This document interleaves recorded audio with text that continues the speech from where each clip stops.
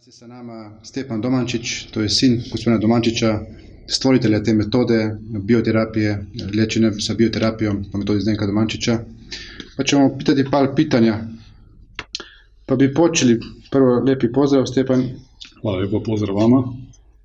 Kaži Stjepane, već dugo radiš kao terapeut i učitelj ove metode. Kad si ti počeo? Pa ovim poslom sam se počeo baviti prije 25 godina.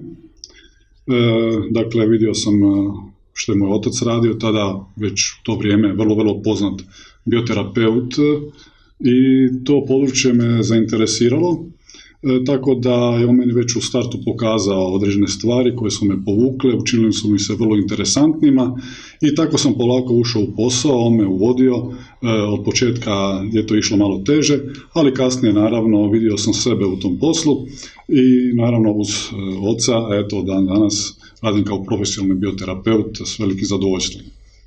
Super.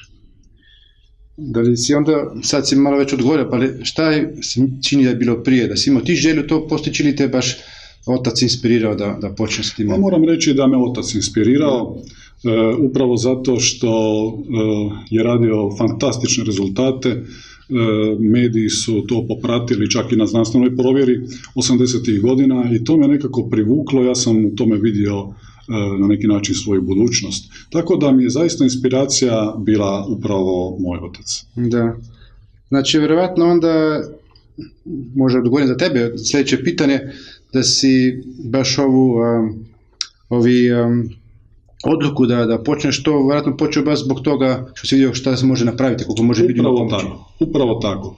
Inače, ovo područje mene i kao dijete zanimalo, s obzirom da je otac radio takav posao, pa sam o tome dosta čitao i jednostavno ta odluka da se ja jednom počnem time baviti je bila logična, jer sam imao od koga učiti, od čovjeka koji stvarno barata tim područjem nevjerojatno i jednostavno nije, tako reći, bilo drugog izbora, u stvari to je bio najbolji izbor.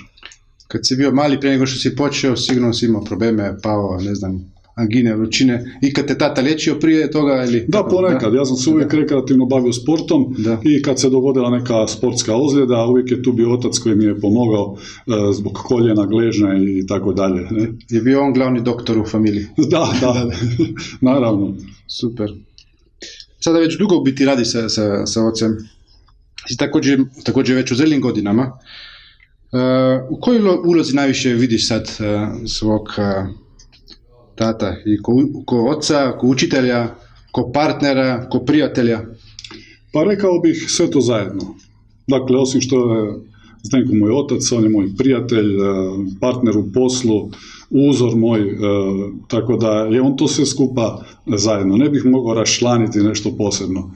Obuhvati sve, zavisi od situacije. Upravo tako, jer zajedno radimo, zajedno živimo, zajedno stvaramo, tako da sve to zajedno što si nabrojio, na taj način ja njega doživljavam. Super. Često ljudi pitaju i zanima šta više te vuče, ili radi terapije ili biti učitelj te metode? Pa oboje, da pravo kažem. Dakle, ja uživam u ovom poslu, s obzirom da su fenomenalni rezultati, a u svakom poslu je bitno da na kraju vidiš rezultat tog posla, zadovoljstvo tih ljudi koji pate, koji imaju različite sudbine i kad im promijeniš život na bolje, to te na neki način motivira da i dalje radiš taj posao. I naravno edukacija, s obzirom da već dugi niz godina održavamo seminare za buduće bioterapeute, a osim toga seminar je tako koncipiran da je namijenjen onima koji imaju teže bolesnog u obitelji, a taj je sam po sebi zdrav, a ima bolesnog u obitelji, možemo podučiti dakle, psihofizičku zdravu osobu kako da svoje unutarnje potencijale bioenergetske aktivira i pomogne svome bližnjemu. I tako se i razvila ta ideja edukacije koju i dan danas dakle, sprovodimo vrlo uspješno, tako da ako bih razmišljao o tome da li mi je draže raditi kao bioterapeut ili kao predavač u samim seminarima, mislim da je to podjednako. Uživam i u jednom i u drugom.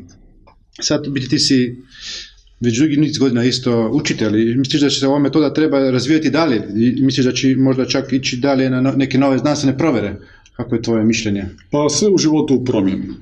to dobro znamo, tako da se mi trudimo da ova metoda bude čim efikasnija i svako od nas terapeuta svakodnevno uči. Dakle, ja ću zadnji dan svoga života znati puno više nego danas.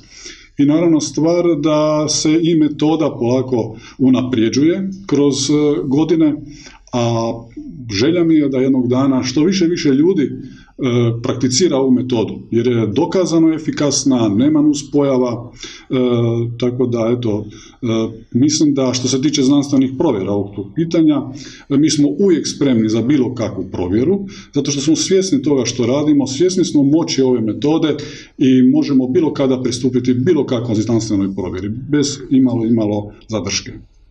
Biti ti si skoro jedini učitelj ovih, ne znam koliko već, 20 plus godina ove metode. Mislim, sad u zadnje par godina je počela i Martina na polskom jeziku. Pa kako gledaš na to da u biti si jedan čovjek na tom svijetu koji uči ovakvu jaku, snažnu metodu? Da li ti je to neki način čast ili odgovornost isto vrijeme ili teret? Kako ti to percipiraš? Pa gle, ja učim, podučavam ljude zajedno uz svog oca koji je tu primaran. U svemu tome on je začetnik ove metode, otac ove metode. I ja uz njega naravno stvar uživam educirajući druge ljude. To mi je satisfakcija na neki način. Tako da ću to nastaviti naravno raditi i dalje.